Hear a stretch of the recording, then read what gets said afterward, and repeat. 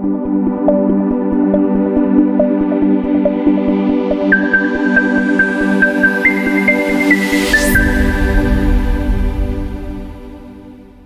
You know जो गोल आपने set किया है वो स्मार्ट है या वेग है? क्या आपको सोशल मीडिया के 5 पिलर्स और उसके इंपॉर्टेंस का पता है? रूल ऑफ 7 किसे कहते हैं और उसका डिजिटल मार्केटिंग से क्या कनेक्शन है? ये 3 टॉपिक आज के वीडियो में हम लोग डिस्कस करेंगे, तो वीडियो को एंड तक जरूर देखना और वीडियो आपको पसंद आए तो उसको लाइक भी करना और जो भी आपका फीडबैक है, जो भी आपकी राय है, उसको कॉमेंट सेक्शन में बता के जरूर जाना।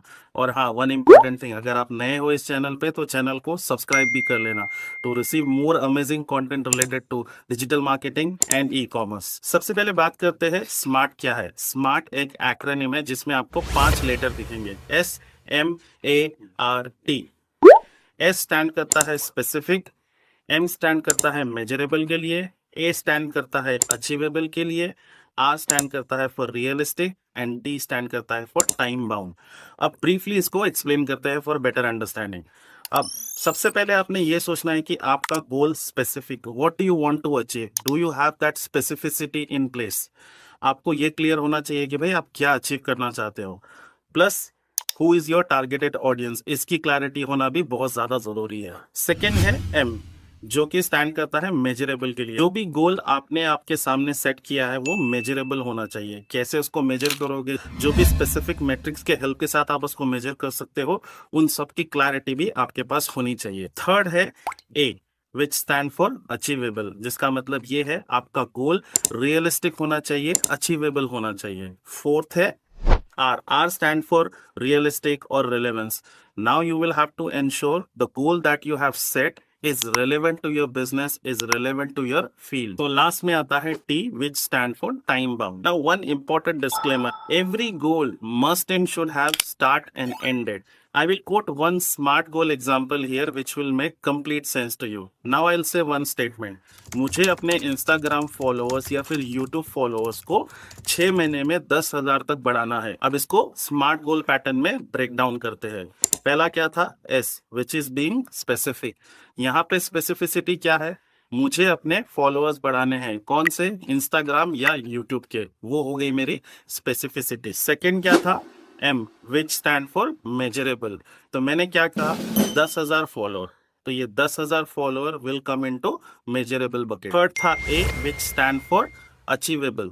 अब यहाँ पे मैं 2 स्ट्रैटेजीज के साथ इस नंबर को अचीव कर सकता हूँ, एक है ऑर्गेनिक, दूसरा है पेड स्ट्रैटेजी। फोर्थ था रेलेवेंस।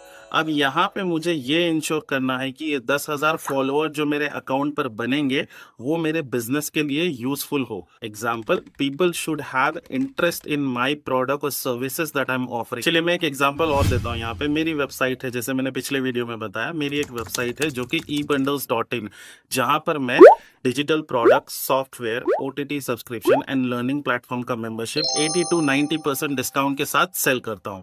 अब मैं किस टाइप के लोगों को टारगेट करूंगा? वही लोग जो ये सब चीजें खरीदने में इंटरेस्ट रखते हैं। तो यहाँ पे as a business owner I will have to ensure people who are having interest in software, digital product, OTT subscription, learning platform का मेंबरशिप, मैं उन्हीं को टारगेट करके अपने सब्सक्राइबर्स या फॉलोअर्स में कन्वर्ट करना चाहता हूं। उसका एक और benefit in the long run ये होगा, this followers plus subscribers will become my potential customers. Last में आता है T, which stand for time bound. मैंने जो डेडलाइन सेट की है अपने लिए, एग्जाम्पल में 6 months, so within 6 months I want to have 10,000 subscribers or 10,000 followers on my DG Ecom Guru channel, whether it is Instagram or YouTube, and accordingly I should work. So ये था आपका smart goal का set करना।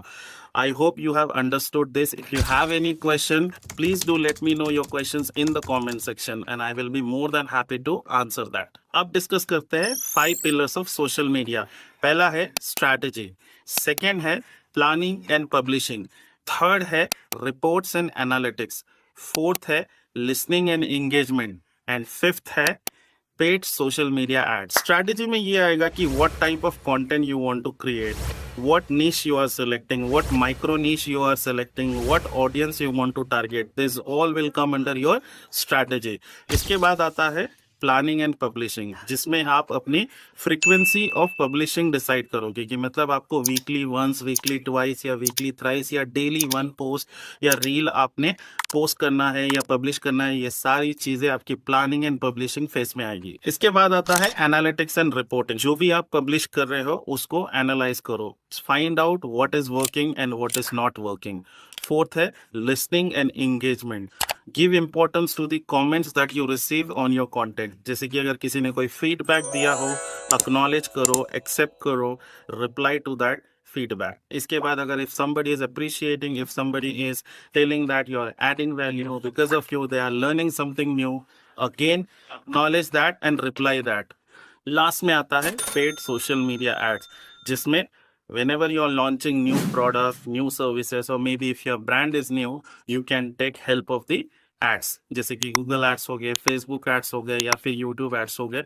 With the help of that you can again marketize your product, services and brand. आप अपने business में कौन सा सोशल मीडिया पिलर सबसे ज्यादा यूज करते हैं वो मुझे कमेंट सेक्शन में एक बार बताना।